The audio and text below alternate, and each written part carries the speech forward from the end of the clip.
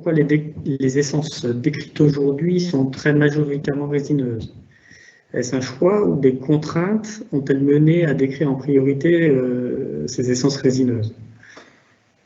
Non, c'est pas des choix, c'est des contraintes d'organisation qui ont fait que, bon, on avait, disons, des personnes très habilitées sur les résineux et qui nous ont permis d'avancer plus rapidement sur les résineux, mais on fait tout pour rattraper ce retard sur les essences feuillues, bien évidemment. D'accord. Dans les essences à venir, est-ce qu'il est prévu d'ajouter des essences qui seraient d'un port buissonnant, aménagement agricole, type agroforesterie par exemple?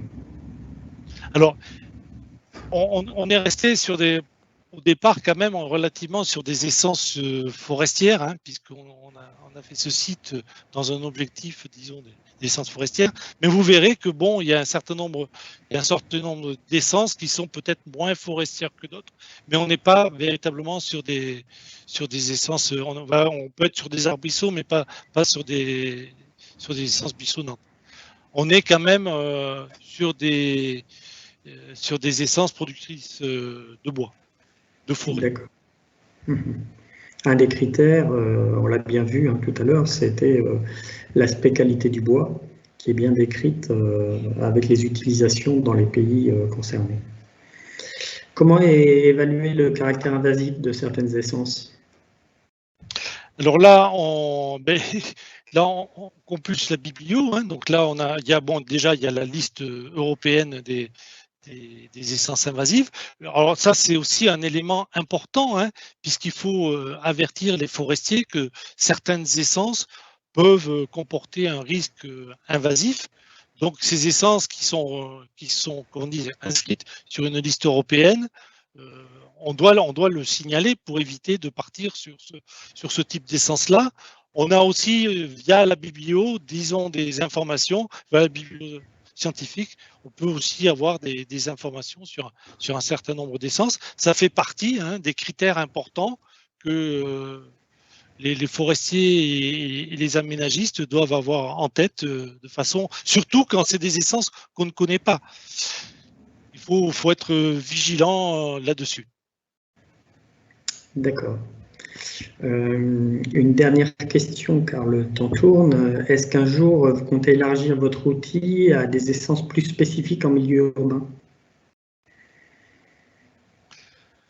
Alors, il y a peut-être probablement des essences qui peuvent intervenir en milieu urbain. On n'est pas des spécialistes du milieu urbain, mais pourquoi pas?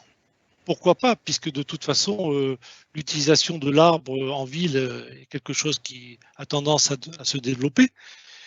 Et effectivement, ça pourrait être intéressant. Alors, ceci dit, on a encore beaucoup de travail à faire. Il y a beaucoup d'essences. Climessence est loin de regrouper toutes les essences. Donc, on est parti quand même avec un axe forestier fort. Mais cela n'empêche pas éventuellement de pouvoir intégrer, disons, un certain nombre d'informations sur des essences. De toute façon, il y a des essences qui sont déjà dans Climessence et qu'on peut déjà utiliser en ville. Et puis, enfin, il faut quand même saluer le fait qu'il y a déjà 150 fiches qui ont été réalisées. Tu en annonces au final 250. On aura un choix déjà abondant. Ça sera déjà pas mal. Dernière. Ouais. Une petite dernière pour la route qui est un peu plus complexe. Les feuillus présentent-ils des critères d'adaptation meilleurs que les résineux, en particulier pour la résistance à la sécheresse? Question difficile.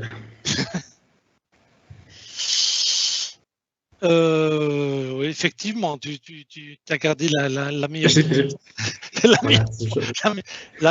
la meilleure pour la fin. Là, pour l'instant, je me sens un petit peu. Je pense pas pouvoir avoir des éléments de réponse qui permettent justement de dire que les feuillus ou les résineux seraient mieux vis-à-vis du changement climatique.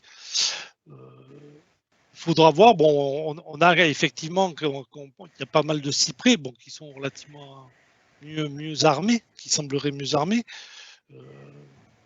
a priori, on pense à plus de résineux que de feuillus, mais je pense qu'il ne faut pas.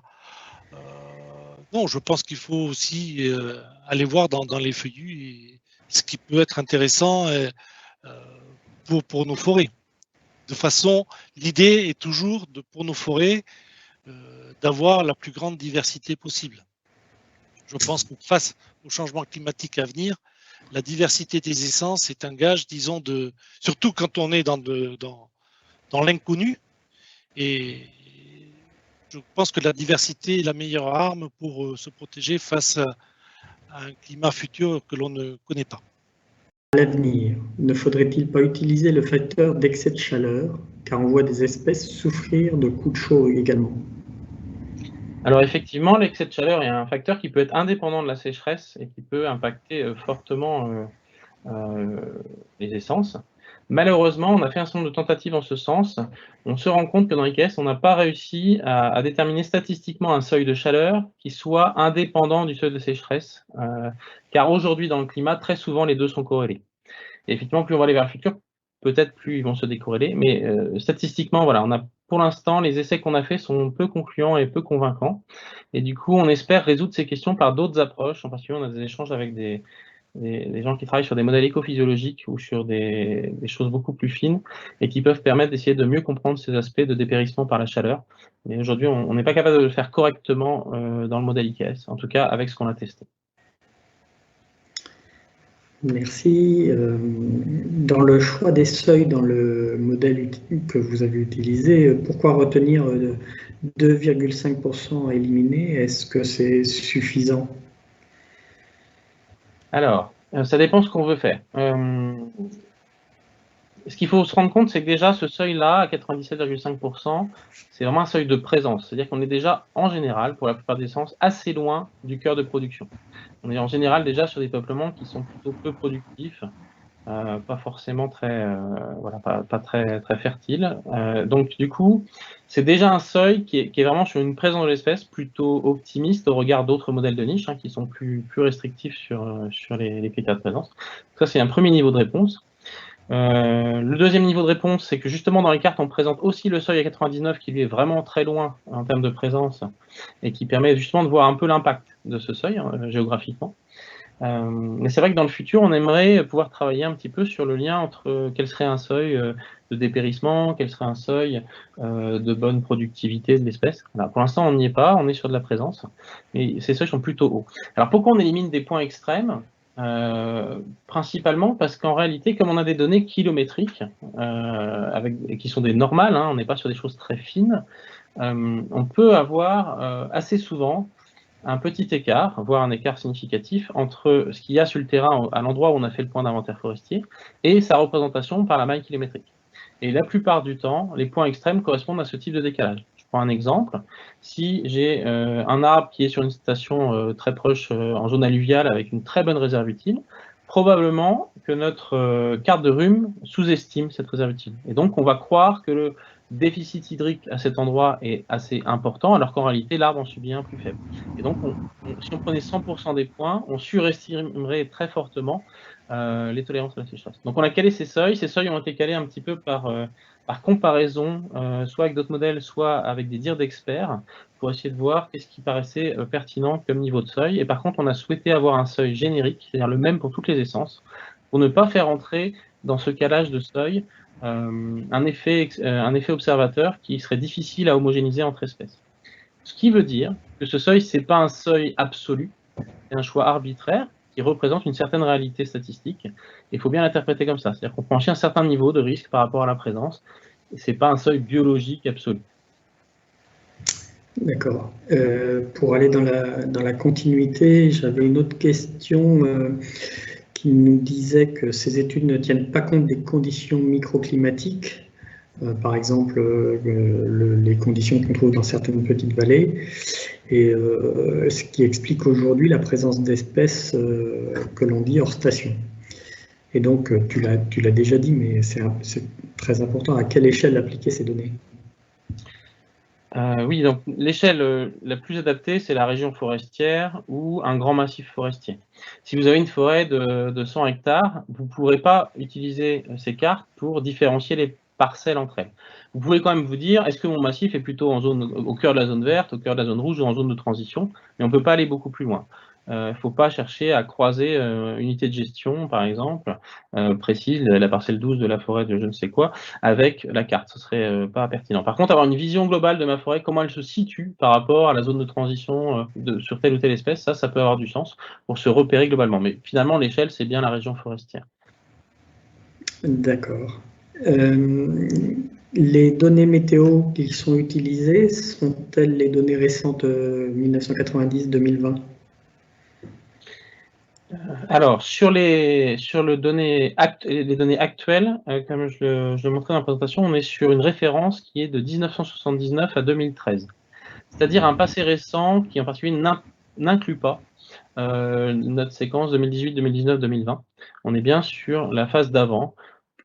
Pourquoi on a fait ça? Premièrement, pour une raison de disponibilité de données, c'est-à-dire qu'on souhaitait avoir une base de données qui travaille à l'échelle kilométrique sur l'ensemble de l'Europe. Donc, il n'y a pas 36 000 bases qui proposent tous les scénarios du GIEC pour ça, à l'échelle de l'Europe, j'entends bien.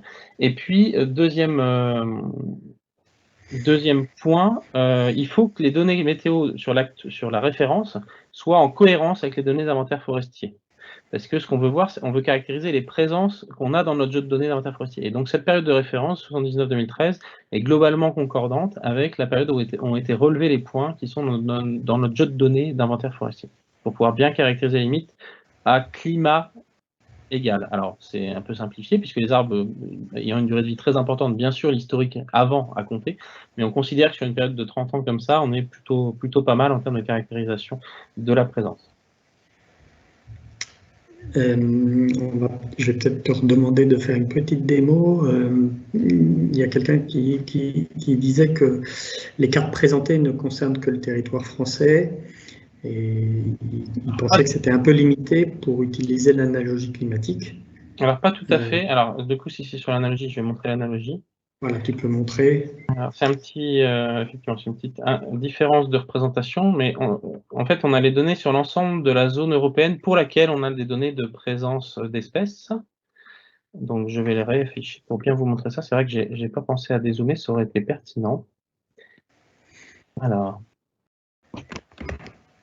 je vais zoomer. Voilà. Donc, en fait, vous voyez, je vais dézoomer un peu fortement pour bien voir le carré de données. Notre carré de données, il va du nord de la Finlande jusqu'au sud de l'Espagne et de l'ouest de l'Espagne jusqu'à l'est des pays européens. Donc toute cette zone est couverte en termes d'analogie, tout le carré blanc que vous voyez là est couvert en termes d'analogie climatique. D'un point de vue purement théorique, enfin même d'un point de vue pratique, on pourrait le faire à l'échelle du monde entier. Là, on s'est quand même limité à l'Europe puisque c'est l'emprise de... En fait, non, on ne peut pas le faire à l'échelle du monde pour l'instant parce qu'il nous faut une carte de réserve utile. Et cette carte de réserve utile, on a uniquement dans les pays qui sont, vous voyez, entourés de noir. Donc, on s'est limité à cette zone parce qu'on ne peut pas calculer les indicateurs IKS au-delà de ces zones. On n'a pas suffisamment de données.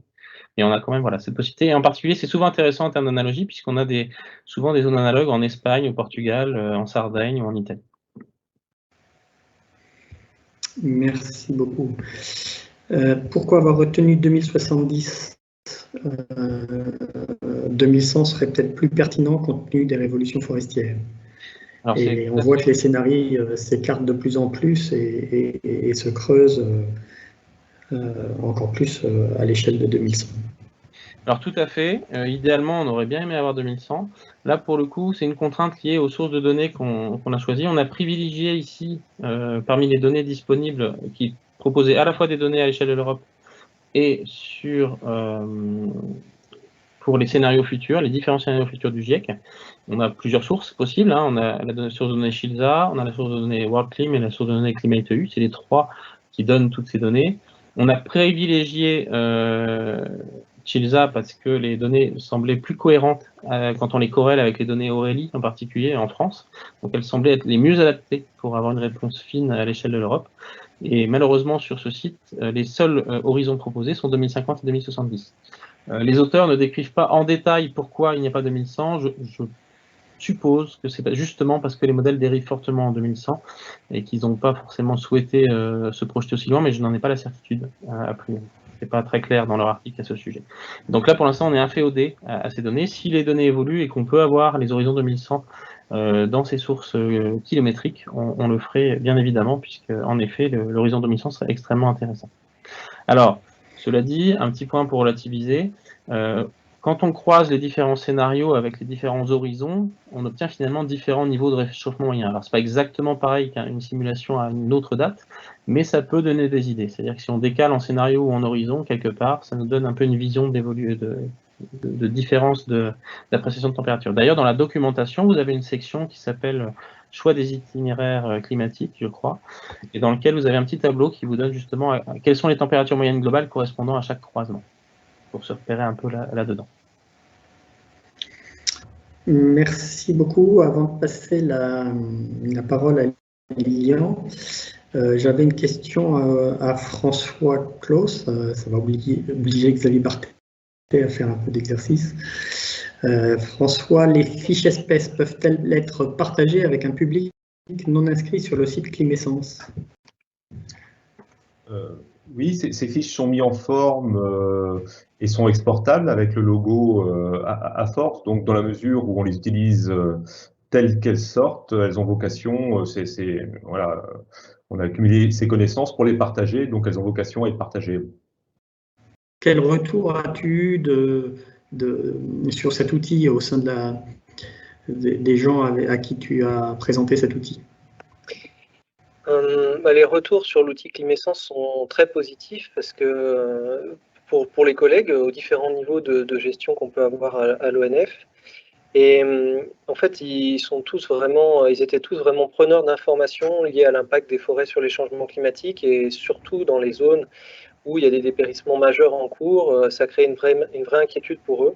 Et donc ce partage d'informations, le fait qu'ils aient accès à l'information, à une partie d'informations sources qu'on peut avoir sur ce sujet-là, c'était vraiment une grande attente de leur part, et vraiment ils sont vraiment tous très satisfaits d'avoir accès à cet outil. Merci. Et ils ont accès au mode expert ou au mode standard? Alors, par défaut, tous les collègues ont accès de l'ONF, ont accès au mode standard, et quelques-uns ont accès au mode expert. Ceux qui ont suivi, comme c'est le cas pour toutes les personnes qui veulent avoir accès au mode standard, suivi une formation expert pour aller creuser un petit peu plus loin et évoquer ce que j'expliquais tout à l'heure, c'est-à-dire creuser et définir des stratégies qui ont été définies, des grands axes au niveau national, et ensuite creuser sur des contextes spécifiques par région. Donc il y a plusieurs collègues qui sont formés au mode expert dans chaque direction territoriale. Merci Damien.